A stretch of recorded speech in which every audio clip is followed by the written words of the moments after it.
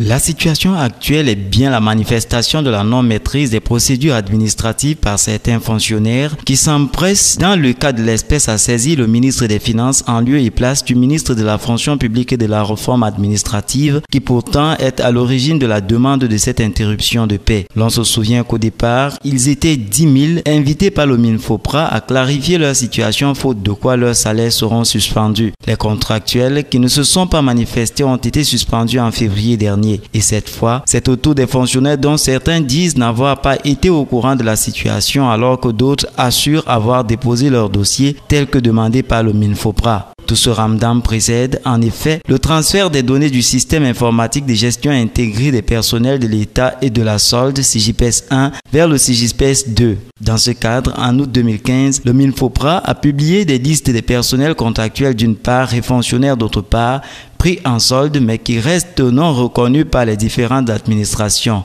Michel Ange Anguine les invitait alors à déposer certains documents auprès de leur hiérarchie directe qui se chargera de les acheminer auprès de la direction en charge de la gestion des ressources humaines de leur ministère utilisateur. Il s'agit de l'acte de recrutement ou d'intégration à la fonction publique, d'un certificat de prise de service au poste actuel et d'une attestation de présence effective datant de moins de 3 mois. En date du 12 novembre 2015, le ministre a procédé à un rappel, publiant à nouveau la liste de ceux qui n'avaient toujours pas procédé à la mise à jour de leur dossier. Il leur avait alors accordé de nouveau 3 mois pour se conformer, délai malheureusement échu en février dernier.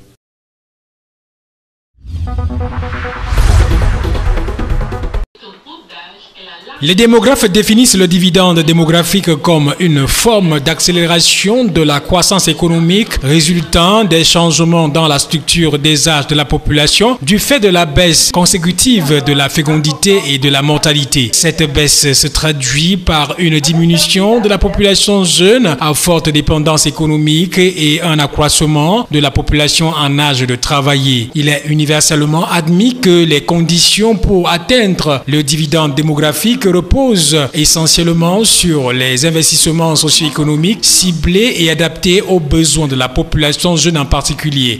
Le Cameroun est caractérisé par une extrême jeunesse de sa population. Les moins de 15 ans représentent plus de 43% de la population. Ces statistiques démontrent que notre pays dispose d'un potentiel démographique nécessaire pour pouvoir bénéficier du dividende démographique. Le défi majeur étant de faire passer cette population de son caractère de ressources potentielles à celui de ressources réelles pour le développement du pays. Le dividende démographique, c'est une théorie qui est basée sur la relation entre la population et le développement.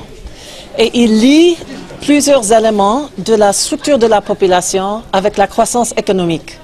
Et l'idée est assez simple et il prévoit qu'un changement dans la structure de la population permettra d'avoir plus de personnes qui sont en âge de travailler par rapport aux personnes qui sont dépendantes, à savoir les personnes de 0 à 14 ans.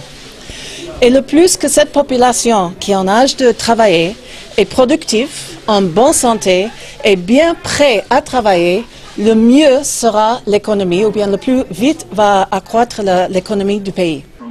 Les assises de Yaoundé sont pour ainsi dire organisées pour préciser les conditions à remplir par le gouvernement histoire d'atteindre et de faire du dividende démographique une opportunité de développement. Il s'agira d'investir dans des domaines clés tels que la santé, l'éducation, la nutrition, la création des emplois décents, la promotion de la femme et celle de l'entrepreneuriat. Pour y arriver, certains préalables sont impératifs. Il s'agit entre autres de l'adéquation formation-emploi à travers l'amélioration de l'offre et de la qualité de l'enseignement, la mobilisation et l'implication de tous les acteurs autour de l'importance de la transformation de la structure par âge de la population grâce aux investissements visant la suivi de la mère et de l'enfant.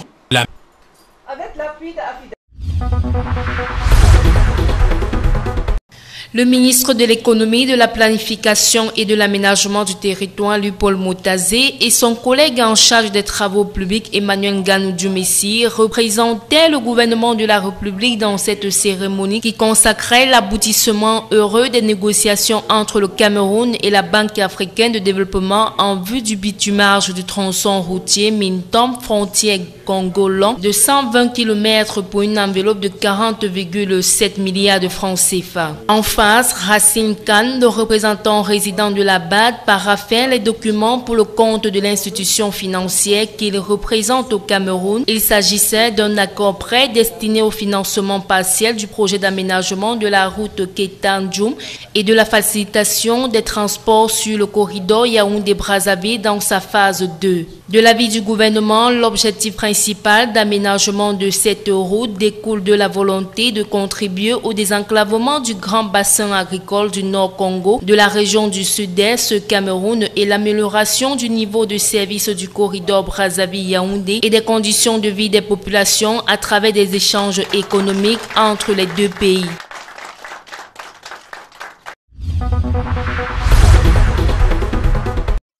L'affaire met au grand jour des noms des chefs d'État encore en fonction et des vedettes du sport. Tous sont cités dans un vaste système d'évasion fiscale. Les personnalités incriminées dans ces révélations, considérées comme la plus grosse fuite de l'histoire de la presse, sont soupçonnées d'avoir eu recours à des montages offshore pour dissimuler leurs actifs financiers. 10 fois plus importante que Wikileaks, ce scandale, baptisé Panama Papers, représente au total 11,5 millions de documents, soit 2,6 téraoctets de données provenant des archives du cabinet panaméen Mossack Fonseca, spécialisé dans le montage des sociétés offshore. La masse de documents en question est constituée de mails, tableaux et fax livrés par une source anonyme au début de l'année 2015 à un quotidien allemand. Le journal allemand, qui enquêtait sur les accusations de fraude fiscale visant la plus grosse banque du pays, a dû recourir au service de 106 autres rédactions à travers le monde pour décrypter les documents en sa possession.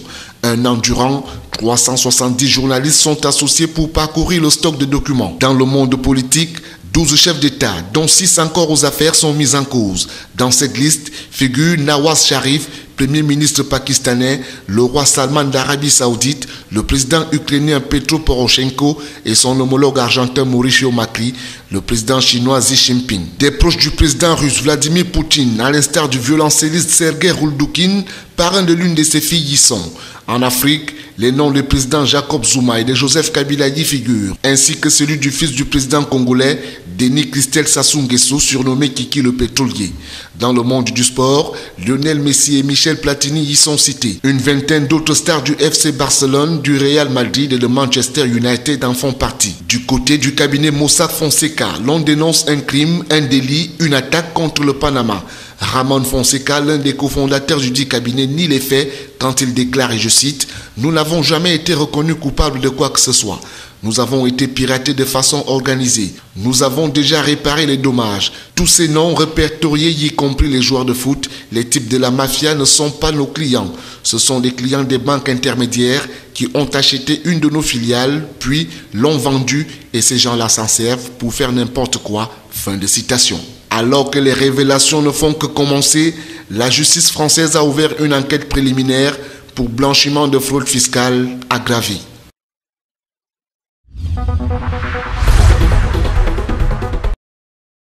Le Cameroun aura-t-il le temps nécessaire pour tout mettre en place avant le premier test grandeur nature de la CAN 2016? À quelques 6 mois du coup d'envoi de la Coupe d'Afrique de football féminin, le constat est un peu mitigé en ce qui concerne les stades devant abriter la compétition à Yaoundé et Limbé. Les différents chantiers se poursuivent tant bien que mal. Le délai imparti aux entreprises chargées de ces travaux était de 8 mois à compter de fin novembre 2015 et on s'achemine inexorablement vers cette échéance. À Limbé, le gros du travail porte sur l'aménagement des voies d'accès et autres commodités et il faudra certainement attendre vers août-septembre pour voir le joyau de Guémé dans toute sa splendeur.